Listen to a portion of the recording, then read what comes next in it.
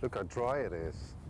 Yes, it is now, but when I was here in January, this was all underwater, and grazing all around it were thousands of geese and swans, and as far as the eye could see, it was covered in birds, and these are protected species.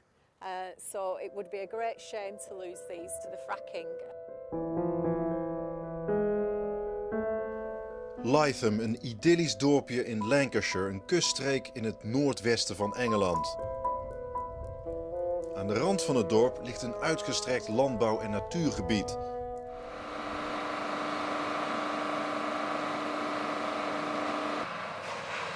Maar de rust werd hier verstoord toen vlakbij het dorp de boortorens van Cuadrilla verschenen. Dit zijn beelden van oktober vorig jaar, toen een proefboring in volle gang was.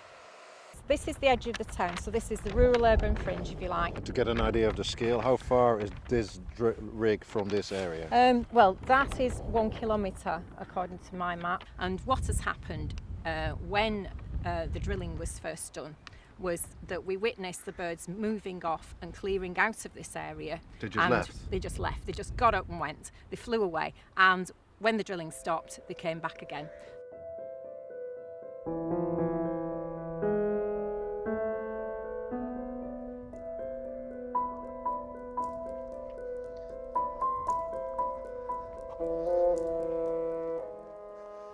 Ja, dit is dus een van de proeflocaties van Cuadrilla. Ja, je ziet eigenlijk niet zoveel hier, maar daar helemaal in het midden is dus een gat diep in de grond geboord. En tot een maand geleden stond hier een grote boortoren en een hele boorinstallatie. Maar dat is allemaal weg en Cuadrilla hoopt later weer hier aan de slag te kunnen gaan. Maar volgens het bedrijf ligt er hier onder de bodem bijna 6000 miljard kubieke meter aan gas. En locaties zoals deze kunnen het Verenigd Koninkrijk voor tientallen jaren van gas voorzien.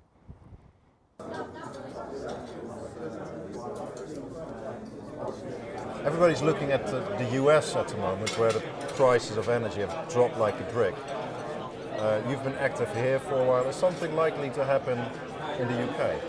Well, it's still early days in the UK. We're still in the exploration phase, as you know. But as we said at the conference this morning, gas is a commodity business. So if you increase supply, particularly if you increase supply close to where the demand is, it will have a downward pressure on price. Now, we can't say absolutely what the price will be. I don't think anybody can. But we can confidently say that if we increase gas supply in the UK, or indeed in Holland, that will exert a downward pressure on price, and it will be lower than it otherwise would have been.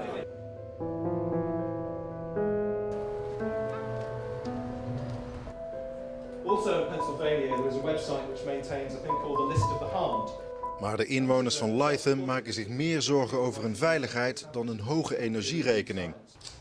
Tonight, I'm going to talk to you about some of the safety and the local issues that we've identified around fracking. In 2011 veroorzaakten proefboringen van Cuadrilla 2 aardschokken. Volgens experts in de gasindustrie kan dit grote gevolgen hebben. It's not really damage to properties that I'm so worried about when it comes to tremors like that. It's damage to the well. And that well was damaged over quite a large interval.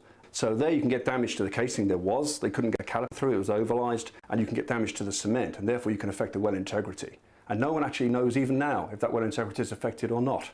So that's my main concern about seismic activity. It isn't really so much damage to properties, it's more damage to the wells. And therefore they can then start leaking, you know.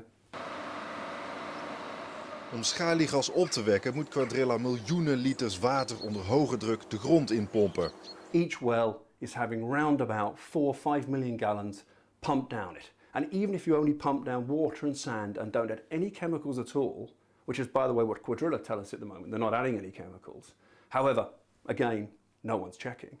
Even if they do that and don't add anything, what flows back up the well and also what flows away from the well is fracking fluid containing lead at over 1,400 times drinking water, arsenic at 56 times, cadmium at 150 times, bromide, hexavalent chromium, naturally occurring radioactive material at 90 times the maximum permissible limit.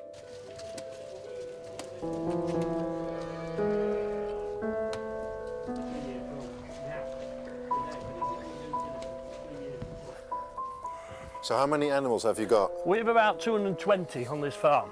Veehouders als Andy Pemberton maken zich zorgen over de mogelijke gevolgen voor het grondwater. Zeker in een drassig gebied als in dit deel van Lancashire. Yeah, translate it's okay.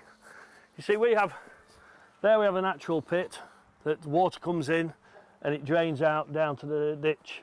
So what would be your main concern with drilling here?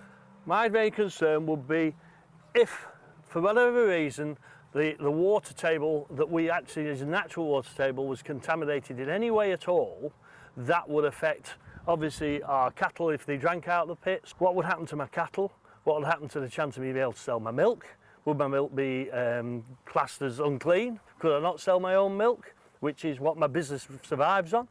And also, what would happen to the animals anyway? When we spoke to farmers, their main concern, how safe is the groundwater contamination? Yes. Again, on your website side, there wouldn't be any risk. How sure can you be about it? Well, you know, that's the groundwater issue is really a question about the well construction, how well integrity, as it's called, well construction. And there have been over 2,000 wells drilled onshore in the UK. And a well drilled for conventional oil and gas is no different than a well drilled for shale oil and gas. It's the same techniques that you use. Now, of those 2,000 wells, I don't think there is a single case of water contamination in the UK. If it's done properly in a properly regulated environment, we can do this in the UK, and I'm sure it can be done in Holland. We have the experience from the North Sea and from the Dutch sector of the North Sea to do that. Have you met people from Cuadrilla? Yes. What if it goes wrong? Have they promised they will cover the cost, pay damage, everything like that? They have, from what I can see and from what they've told me, they have no contingency plans to cover any eventuality like that. They basically will shrug their shoulders and walk away. Don't we need shale gas? Yes, we probably do, if we can guarantee there's no problems with it. However, why don't we look at where's it come from to start with? My argument is it came from the sun millions of years ago. You know, 300 million years to create this energy, 100 years to get it out and use it all. Well, we should be thinking beyond 100 years. We should be thinking, you know, what's going to happen when all this gas is gone, what we're going to use then. All grass comes from the sun. All our food comes from the sun, one way or the other. So why on earth aren't we looking to get to the sun to give us the energy?